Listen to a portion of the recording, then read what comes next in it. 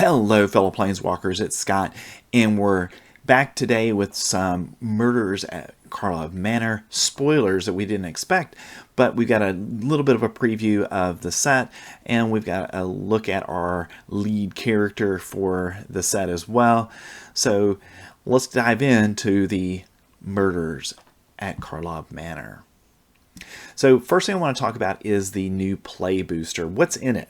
So the first 6 slots are going to be commons, and then slot 7 is going to be either a common or a card from the list, and then slots 8 to 10 are going to be uncommons. We're going to be guaranteed 3 uncommons in each pack, and then slot 11 will be a rare or a mythic, so normal, rare, or mythic. Slot 12 will be our basic land, and then slots 13 and 14 are going to be wild cards, basically, and it could be any kind of alternate art at slot 13, but it won't be foil. And then at slot 14, it'd be just a wild card that's a foil. So it could be anything. So it's possible in the new play boosters that you could get up to 3 rares and or mythics from a play pack. And then slot 15 in the pack is going to be our add token, helper, or art card. And any of these could also then may contain booster fun, so who knows exactly what that means, but definitely something to look forward to. Now, one of the things I do want to say about the play boosters, for those of you who are going to be buying physical Magic cards, I would expect this pack to cost more than our set boosters, because set boosters had 12 cards in them. This is going to have 14, so we're going to add a couple of cards to the pack, and because of that I expect the price to go up a little bit as well. So expect a little bit more price when you're buying these packs from stores. Alright, so let's talk about our cards from Murders at Karlov Manor. So we got a variety of things today, but we'll start with our lead detective, Alquist Proft Master Sleuth. For 1, a white and a blue mana, you get a legendary creature that's a human detective. He is a 3/3 with vigilance, and when Alquist Proft Master Sleuth enters the battlefield, you get to investigate, which means you get to create a clue token. It's an artifact with 2, sacrifice this artifact, draw a card. And clues, we've seen those before, primarily on Innistrad, but a good ability for us here to get more card draw action. And I think one of the things that I think is going to make this card highly desirable in Standard, and probably fits right into the Esper shell for sure, is his ability, which is X and a white and 2 blue mana. You can sacrifice a clue and you draw X cards and you gain X life. So in the mid to late game, when you have a few clues in play, then you can start sacrificing those clues and drawing any number of cards that you have mana to draw. So I think that's going to be a very powerful ability in Standard, and probably something you're doing at your opponent's end step. Next, we've got Aurelia, the Law Above. For 3, a red and a white mana, we get a legendary creature that's an angel, and a 4/4. Aurelia has flying, vigilance, and haste. And whenever a player attacks with 3 or more creatures, you draw a card. And whenever a player attacks with 5 or more creatures, Aurelia, the Law Above, deals 3 damage to each of your opponents, and you gain 3 life. And the nice thing about this that I really like is her ability activates on every player's turn. So if your opponent attacks you with 3 or more creatures, you draw a card. If your opponent attacks you with 5 or more creatures, they're dealt 3 damage and you gain 3 life.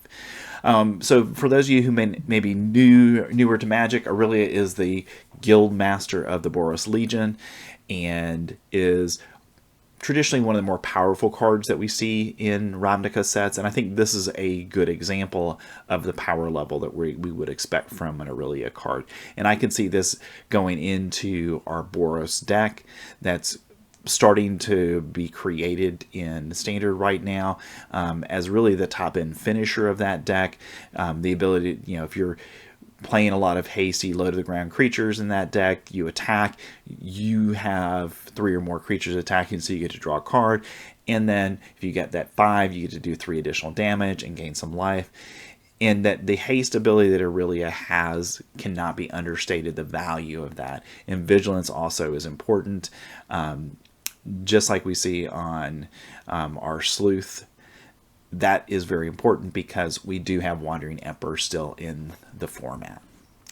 So Boros Legion card for sure. Next, we've got Rakdos, Patron of Chaos, for 4 a black and a red mana. You get a legendary creature, that's a demon. And Rakdos is a 6/6 with flying and trample. So Rakdos is the head of the Rakdos Guild on Ravnica. And at the beginning of your end step, your target opponent may sacrifice 2 non-land, non-token permanents. If they do not, you draw 2 cards. So Rakdos, I think, will probably go into our Rakdos shell that we already have as kind of the top end of that deck, potentially. 6 mana right now doesn't seem like a lot in Standard because we've got so many mid-range decks right now. So I could see a couple copies of this being at your top end, and it being really your draw engine in the mid to late game, where you're drawing cards because your opponent really doesn't want to sacrifice non-land permanents. So the result of that is you're going to probably draw 3 cards a turn where your opponent's drawing 1, and that's a really powerful ability. So top end finisher for Rakdos and a few of our other decks. Next, we've got some rares from the set, and what I'm going to do, rather than try to go through most powerful, I'm just going to go through them by color. So our first is a rare, and it's Wojak Investigator. For 2 and a white mana, you get a creature that's an Angel Detective. It has flying and vigilance and is a 2/4. At the beginning of your upkeep, investigate once for each opponent who has more cards in hand than you.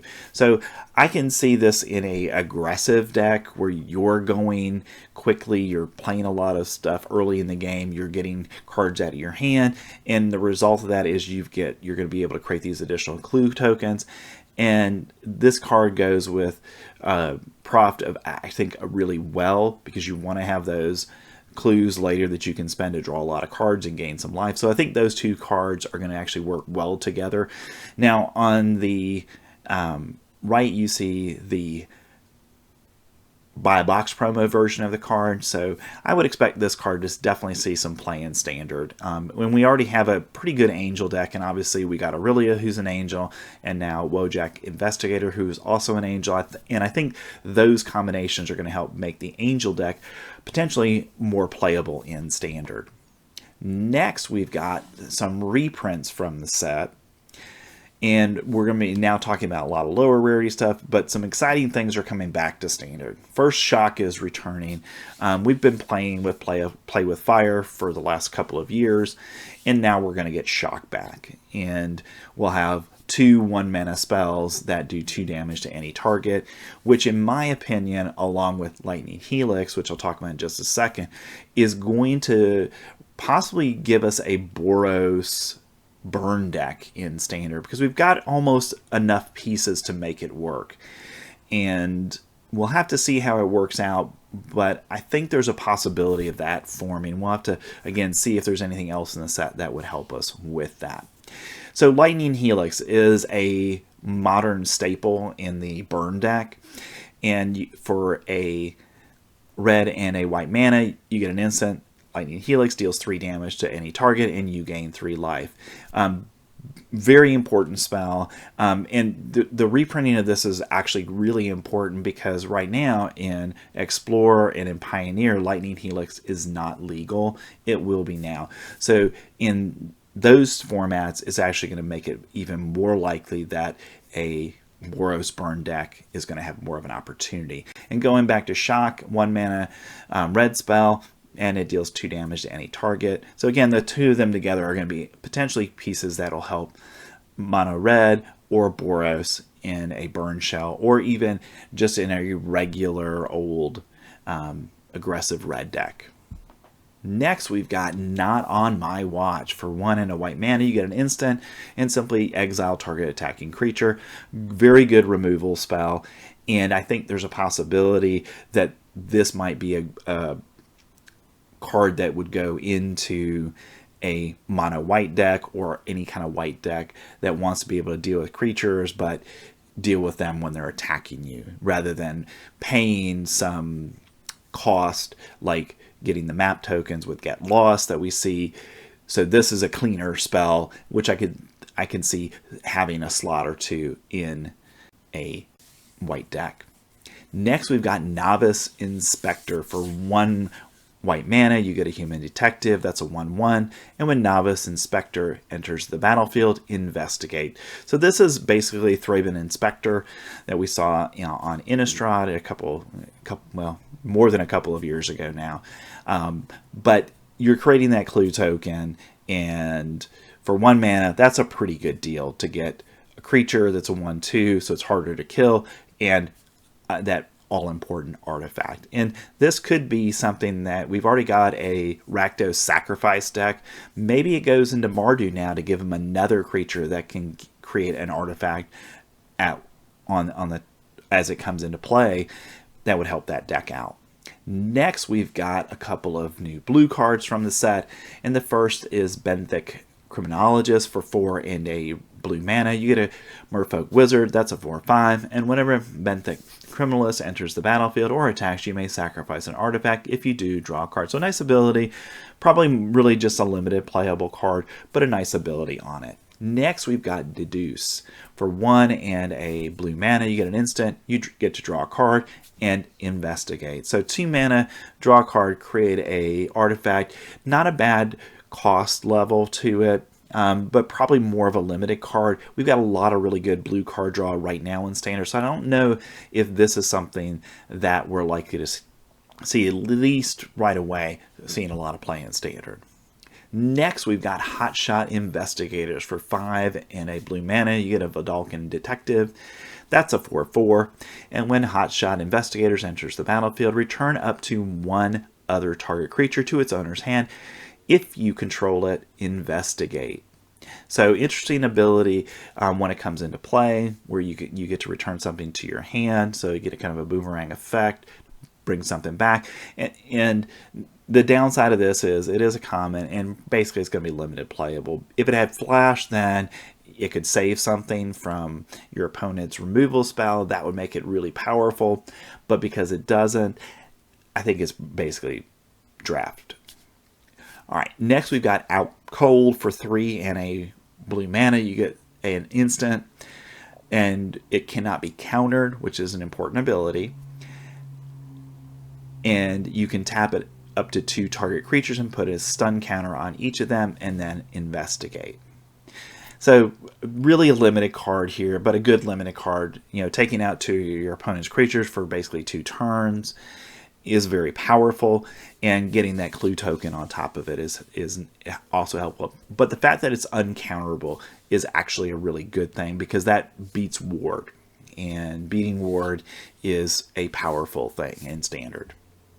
Next, we've got Lead Pipe. For a black mana, you get a clue equipment, and equipped creature gets +2, and whenever equipped creature dies, each opponent loses 1 life, and you can pay 2 mana and sacrifice Lead Pipe to draw a card. So it's got some flexibility with it here, and it equips for 2.